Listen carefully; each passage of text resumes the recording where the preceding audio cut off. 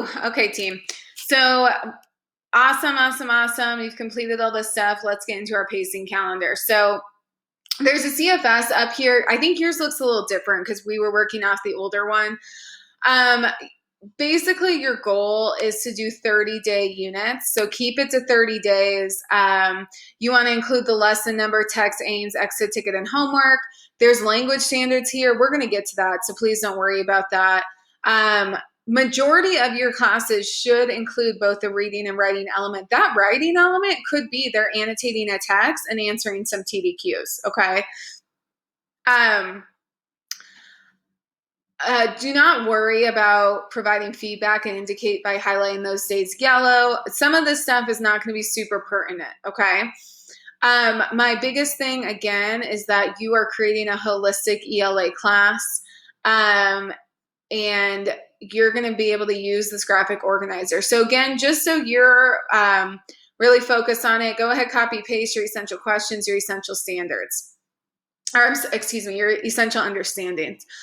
Okay, so you'll see a day one has 2 rows in it, okay? Reason being is thinking about you're combining 2 lessons. Now, there are 3 ways you could do this, okay? You could put 2 reading lessons together. So if you have a bunch of days in the row, like 5th grade is a good example of this. 5th grade, I believe, does like reading days before comp starts. So Chelsea and Joel, you're going to combine a bunch of your reading lessons together. So like reading 1 and 2 together, reading 3 and 4 together. And then you're going to look at how your comp can be combined with reading. Okay.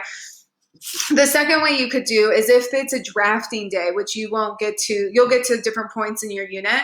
You might need to do just the whole class's drafting time. Okay. So it's not necessarily a combined reading and writing day.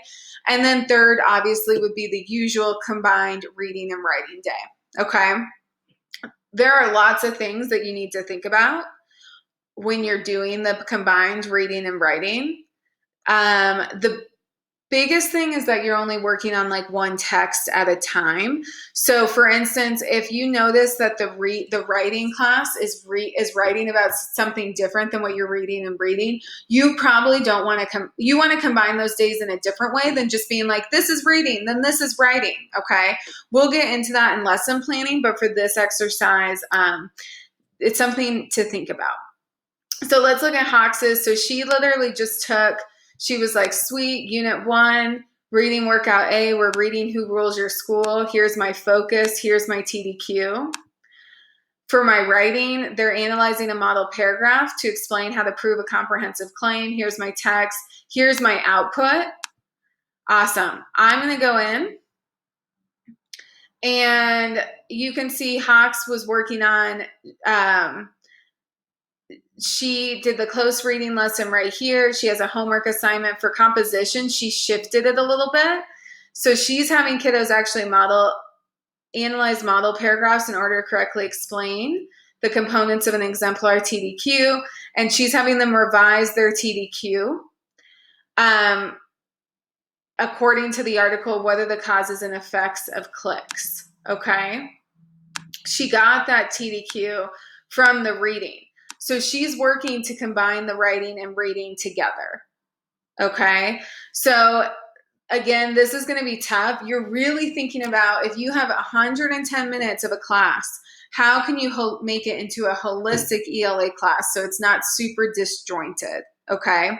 Please work with your grade level partner on this. You'll notice things in Hawks, like she has intervention day for Tuesday. That's because originally Tuesdays, as always, we're going to be more of an intervention day and not a lesson day. You can go ahead and put in like day 1, boom, day 2, boom, and like not put in intervention time because it's not super pertinent at the moment. Also, this is a working document. We are going to revise. We are going to fix this. We are going to change this a ton.